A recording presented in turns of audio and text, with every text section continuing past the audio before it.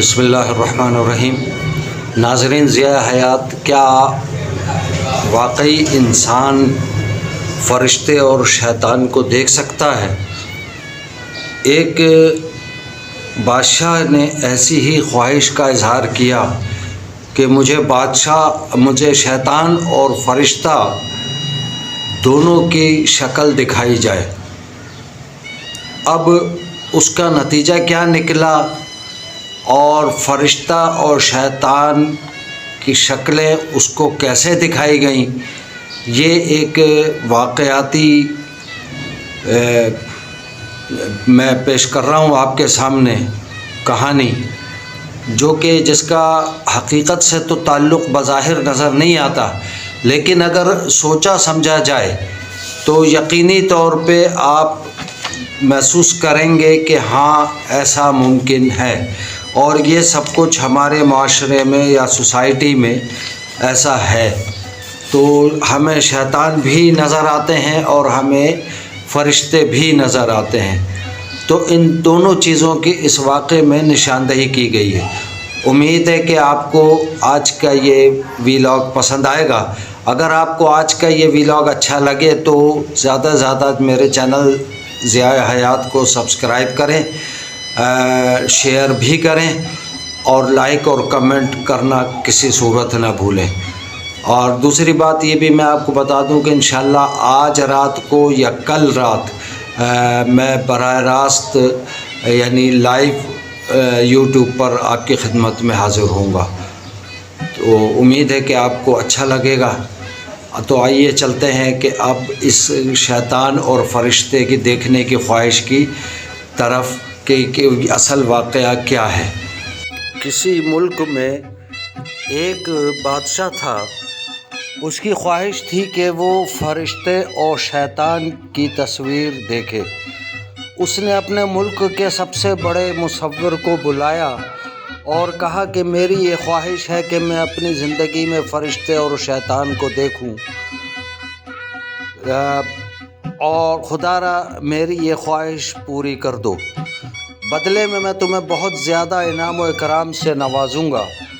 بادشاہ کا یہ حکم سر آنکھوں پر رکھتے ہوئے مصور نے اپنی جستجو کا آغاز کر دیا۔ گھر سے باہر نکلا، اسے کسی ایسے بندے کی تلاش تھی جو واقعی فرشتہ کہلانے کے لائق ہو۔ ڈھونڈتا رہا، کافی تلاش کے بعد، کافی جدوجہد کے بعد اسے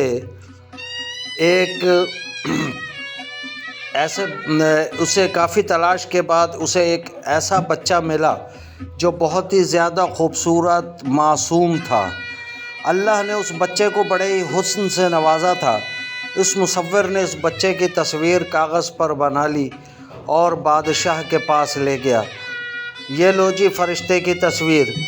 بادشاہ نے خوبصورت تصویر دیکھی اور اس کی جان میں جان آ گئی۔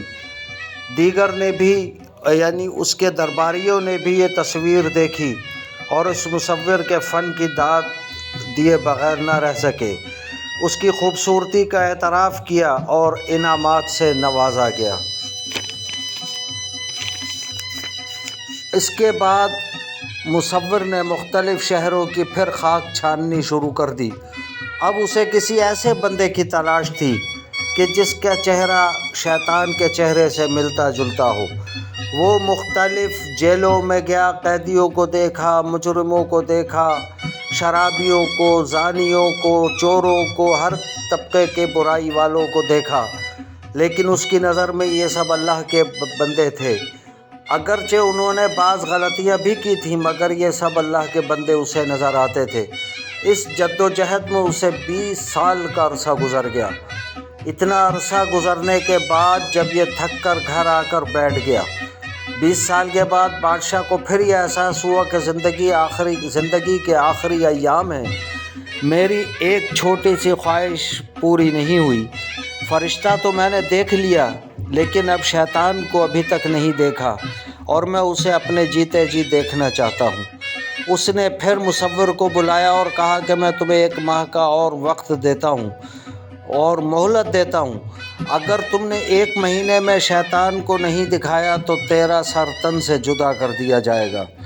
اب بادشاہ کا حکم سر آنکھوں پر اور خوف کی مارے مصور نے پھر اپنی جستجو کا آغاز کر دیا۔ مختلف شہروں میں چلتا رہا، پھرتا رہا، تلاش جاری رہی۔ آخرکار اسے وہ شخص مل ہی گیا جس کی شکل شیطان کی شکل سے ملتی تھی۔ 20 سال کی جدوجہد کے بعد اس نے دیکھا کہ کوڑا کرکٹ ہے، گندگی کا ڈھیر پڑا ہوا ہے۔ اس پر ایک شخص جو نوجوان ہے، جس کی 20-21 سال عمر لگتی ہوگی، بیٹھا ہوا ہے۔ گندی شکل ہے، گندے بال، گندا چہرہ گندگی کے اوپر پڑا ہوا تھا۔